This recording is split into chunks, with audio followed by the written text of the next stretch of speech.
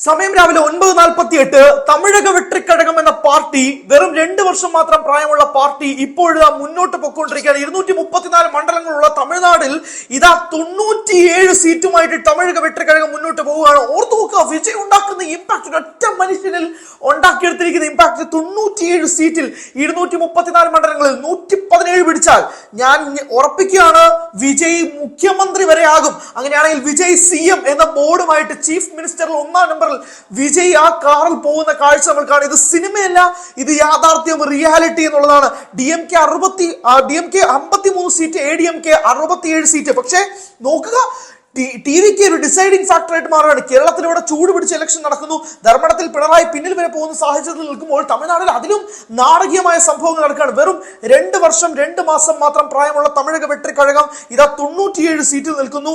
DMK Stalin വിജയം ഉറപ്പിച്ചിരുന്നതാണ്. അവിടെയാണ് 53 സീറ്റിലേക്ക് DMKക്ക് ഒരു കനത്ത തിരിച്ചടി കിട്ടുന്നത്. TVK ചെറുതായി DMK കണ്ടോ എന്നുള്ള ചോദ്യം നിൽക്കുകയാണ്. തൃച്ചി ഈസ്റ്റിലും പെരമ്പൂരിലുമാണ് വിജയ് നിൽക്കുന്നത്. ബഹുദൂരം മുന്നിലാണ് ഈ 2 മണ്ഡലങ്ങളും വിജയ് എന്നത് പറയണം. ഓർക്കുക, വിജയ് എന്ന ഒരൊറ്റ ബ്രാൻഡിലാണ് TVK ചുറ്റും നിൽക്കുന്നത്.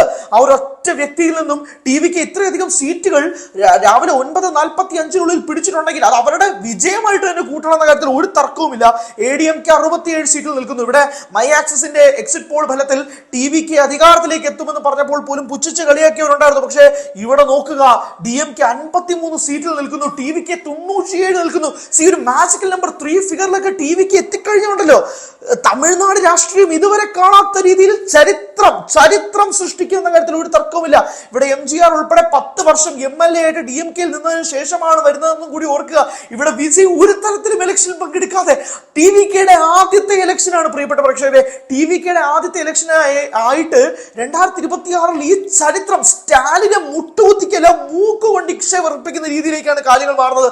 ADMK 68 നിൽക്കുകയാണ്. ADMKയും ശക്തമായ പോരാട്ടം നടക്കുന്നുണ്ട്. പക്ഷെ TVK unimaginable, mind blowing, spectacular രീതിയിൽ 3 ഫിഗേഴ്സിലേക്ക് അടുക്കുകയാണ്. TVK ഇൻ വാട്ട് സെൻസ് 117 മുകളിൽ എത്തിച്ചാൽ TVKക്ക് അധികാരം പിടിക്കാം. ഒരാളുടെയും സഹായമില്ലാതെ TVKക്ക് അധികാരം പിടിക്കാം. Vijay is gonna B the chief minister of Tamil Nadu എന്നുള്ള രീതിയിലേക്ക് കാര്യങ്ങൾ വന്നാലുണ്ടല്ലോ, വിജയുടെ പൊളിറ്റിക്കൽ പ്ലാൻ കൃത്യമാണെന്ന് കൈയടിച്ചു കൊടുക്കേണ്ടി വരും.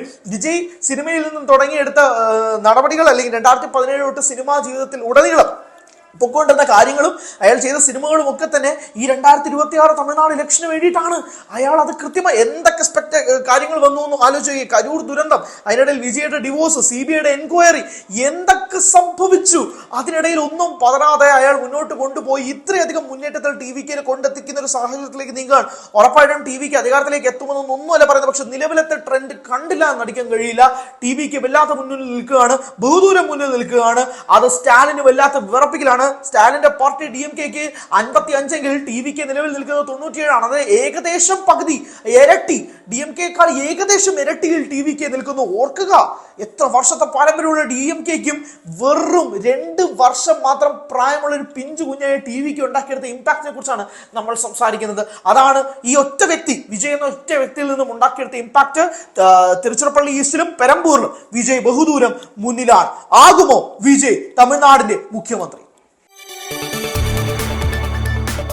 കൂടുതൽ വാർത്തകൾക്ക് News 18 Keralam YouTube channel subscribe ചെയ്യുക.